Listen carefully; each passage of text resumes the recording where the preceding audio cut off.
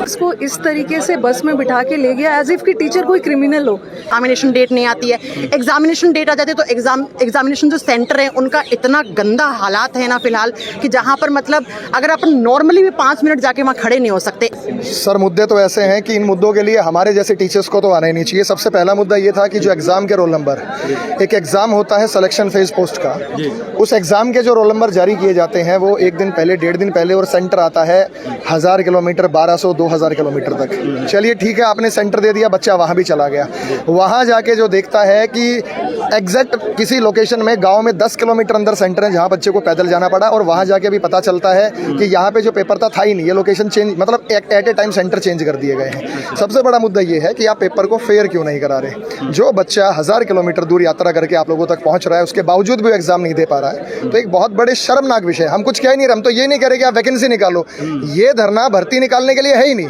हम तो सिर्फ ये कह रहे हैं कि जो भर्ती आपने निकाल दी उसे ईमानदारी पूर्वक पूरा कर लीजिए। एक वही नहीं हो पा रहा। आप बात करते हैं कि भारत विश्व गुरु बन गया, डिजिटल इंडिया बन गया। डिजिटल इंडिया का मतलब आप ऑनलाइन एग्जाम कंडक्ट करा रहे हैं, और ऑनलाइन एग्जाम कंडक्ट कराने के लिए एक माउस जो है वो आपका काम नहीं कर रहा।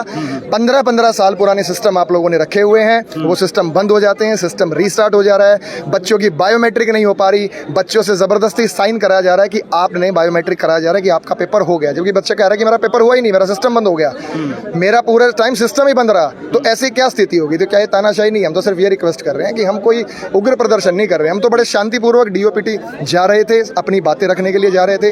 अगर वो हमें सभी को नहीं, किसी 1 या 2 टीचर को वो समय दे देते मिलने का, तो हम अपनी बातें रख दें। और हम जो अपनी बातें रखेंगे एक ऑथेंटिक प्रूफ के साथ रखेंगे। ये बात कोई नहीं कि हवा में बोल दी। अगर किसी बच्चे के साथ ऐसी घटना घटित हुई है तो हम सैकड़ों बच्चे इस प्रूफ के लिए ला सकते हैं, और हम सभी मीडिया चैनल से रिक्वेस्ट करेंगे कि आप भी इस मुहिम में हमारा सहयोग दें। आपको धन्यवाद देता हूं कि आप लोगों ने हमारे दर्द को समझा, बच्चों के दर्द को समझा, और आप लोग यहाँ पहुँचे हैं। काजल मैम है, रानी मैम हमारे साथ। क्या क्या मेन पॉइंट हैं जो जहाँ पे इस बात? सर मेन पॉइंट हमारे एक तो है नहीं, और ना कोई एक डिपार्टमेंट की बात है। ये भारतवर्ष में जितनी भी सरकारी नौकरी के लिए एग्जाम्स निकलते हैं, उसमें जब से बच्चा फॉर्म भरता है और जब तक बच्चे की ज्वाइनिंग नहीं होती है, इस पूरे बीच के टाइम में ना बच्चे को इतना तरीके से मानसिक तौर पर प्रताड़ित किया जाता है ना कि बच्चा, पहली बात तो नोटिफिकेशन के लिए भी पहले ट्विटर कैंपेन करे बच्चा, नोटिफिकेशन आ जाता है तो एग्जामिनेशन डेट नहीं आती है, एग्जामिनेशन डेट आ जाती है तो एग्जामिनेशन जो सेंटर है उनका इतना गंदा हालात है ना फिलहाल कि जहाँ पर मतलब अगर अपन नॉर्मली भी 5 मिनट जाके वहाँ खड़े नहीं हो सकते। ऐसी जगह इस बार एसएससी ने एग्जामिनेशन सेंटर बनाए हैं। ऐसे एग्जामिनेशन सेंटर है कि जहाँ पर बाहर 4-5 भैंसें बंधी हैं, बाहर भैंस बंधी है, अंदर बच्चों का पेपर हो रहा है। मतलब 3 दिन के अंदर वो एग्जामिनेशन सेंटर तैयार किए गए हैं, साफ दिख रहा है वो। तो अब इसके बाद 13 अगस्त से एग्जाम स्टार्ट होना है एसएससी सीजीएल का। अभी तक बिल्कुल पता ही नहीं है बच्चों को एग्जाम होगा कि नहीं होगा। तो बच्चों को मतलब हर तरीके से प्रताड़ित किया जा रहा है। समझ ही नहीं आ रहा है कि किस तरीके से बच्चों को, आज ये बच्चों को मजबूर किया गया रोड पे लाने के लिए। हम जैसे टीचर्स, हम लोगों का काम होता है पढ़ाना, दिन में 10-10 घंटे हम क्लास लेते हैं, बच्चों को पढ़ाते हैं। आज हम लोगों को मजबूर कर दिया इस तरीके से कि हम अपने बच्चों के साथ रोड पर, यहाँ पर बारिश हो रही है और यहाँ पर हम अपने इतनी दूर दूर से टीचर्स, ऐसा नहीं है सिर्फ दिल्ली से आए हैं, भारत के हर एक शहर से, हर एक गाँव कस्बे से टीचर्स यहाँ पे आ रखे हैं। पटना से, बिहार से, राजस्थान से, यूपी से, मध्य प्रदेश से, वेस्ट बंगाल तक के टीचर्स यहाँ पे आ रखे हैं। तो ये मजबूरी है सर टीचर्स की, हम कहाँ जाएं, हमारे बच्चों का साथ ना दे। और सरकार तो नहीं सुन रही है, सरकार का कोई भी ऐसा कोई, यहाँ पर आज सुबह से हम 11 बजे से यहाँ पर हैं, एक भी सरकार का कोई ऐसा बंदा आके हमें बोल दे कि भाई क्या प्रॉब्लम है, क्या दिक्कत है, ये देश का भविष्य है सर, ये यहाँ पर क्यों आ रखा है रोड पे, इतने सारे टीचर्स यहाँ पे क्यों आ रखे हैं। तो एक बंदा भी यहाँ पे पूछने के लिए नहीं है सर। तो ये बहुत दुखद है सर, बहुत ज्यादा दुखद है। बाकी आप मैम से आगे, टीचर्स पे लाठीचार्ज किया जा रहा है, उनको डिटेन किया जा रहा है। और सोचिए इसमें देखिए, जब किसी देश के अंदर जहां पर अध्यापक और बच्चे दोनों रोड पे आ जाएं, फिर क्या बचा उस देश के अंदर। हम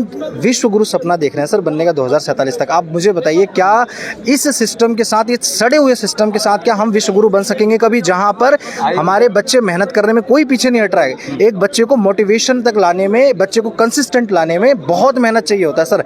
हम टीचर सिर्फ पढ़ाते ही नहीं, बच्चों को रेगुलर बेसिस पे मोटिवेट करते हैं, और जब वो बच्चा कैसे कैसे करके मोटिवेट अपने देश, अपने समाज के अंदर कंसिस्टेंसी लाता है, अपने परिवार को एक दिशा और दशा बदलने के लिए पूरी दिन रात मेहनत करता है।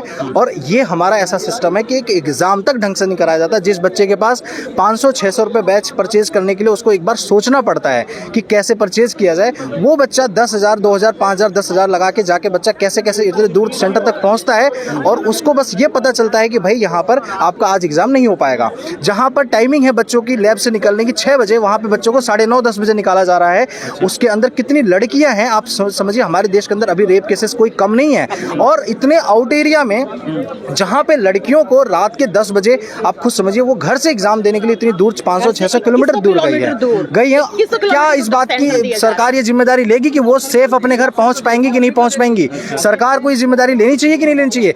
एक बच्चा अगर क्वेश्चन गलत आ जाता है, हमें देखिए किसी वेंडर से कोई परेशानी नहीं है, हमारी कोई वेंडर से कोई शिकायत नहीं, गलत करी इसलिए शिकायत है, चाहे ये सरकार हो, चाहे कोई वेंडर हो, चाहे कोई चेयरमैन हो, हमारी शिकायत वेंडर से किसी से नहीं है। हम चाहते हैं हमारी जो समस्याएं हैं वो समस्याओं का समाधान होना चाहिए, चाहे वो टीसीएस, क्योंकि हमने रिफॉर्म टीसीएस के लिए भी किया था, हमने जो कैंपेन किया था टीसीएस के लिए 2023 में किया, 2024 में किया था।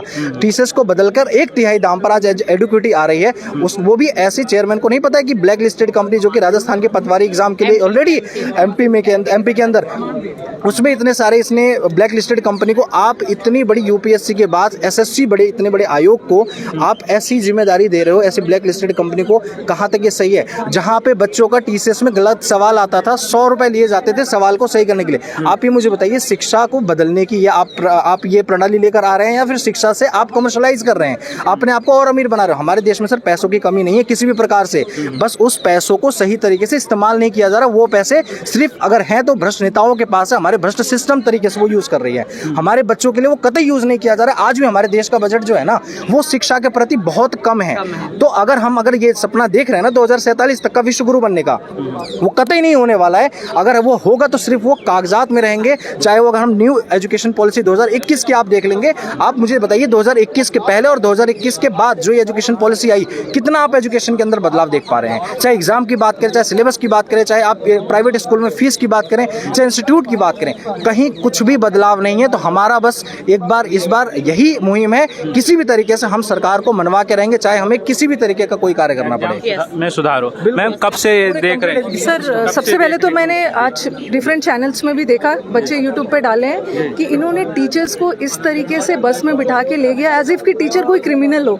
लास्ट टाइम भी हम लोग बहुत पीसफुली सीजीओ ऑफिस गए थे, ओके, और चेयरमैन से हमारी बहुत पीसफुली बात भी हुई थी और उन्होंने अश्योर भी किया था कि चीज़ें ठीक हो जाएगी, और हम लोग शांतिपूर्वक वहाँ से आ भी गए, वेट कर रहे थे कि चीज़ें ठीक हो जाएगी, लेकिन ये चीज़ें और भी गड़बड़ हो गई।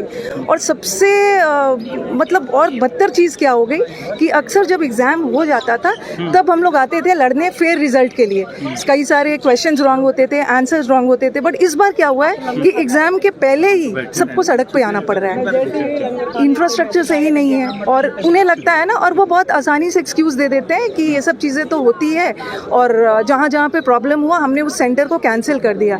लेकिन कैंसिल आपने कर दिया, लेकिन फिर आप एग्ज़ाम लोगे तो क्या गारंटी है कि बच्चे का उस माइंडसेट से बच्चे एग्ज़ाम देने ही जाएंगे?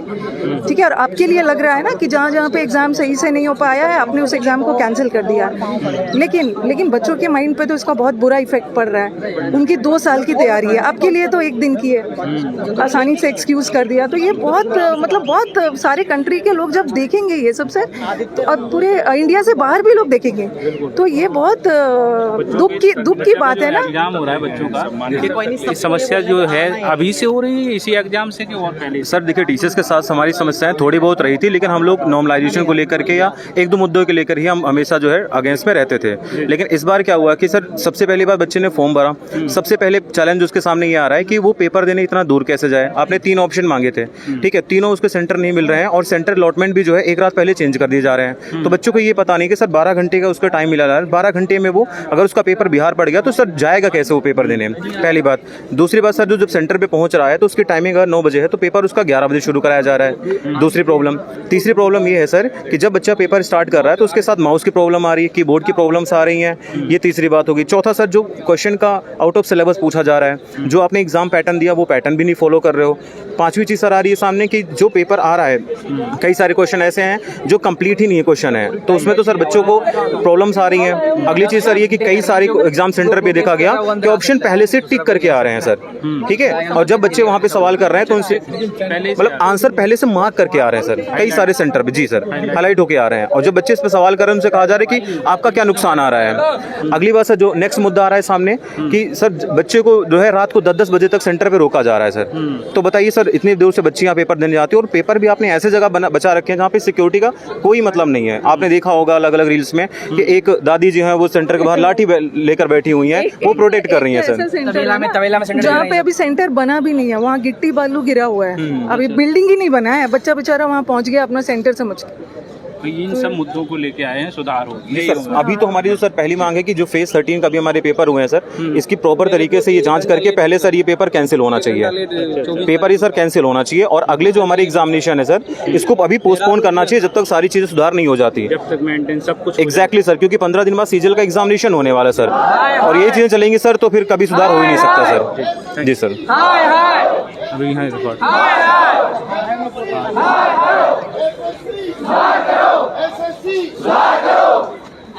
अपना वेंडर चेंज करो, अपना वेंडर चेंज करो, अपने पैटर्न को चेंज करो, एसएससी अपने वेंडर को चेंज करो, अपने पेपर के पैटर्न को चेंज करो। सर वेंडर कौन था? हम तो देखो कोई वेंडर है, अच्छा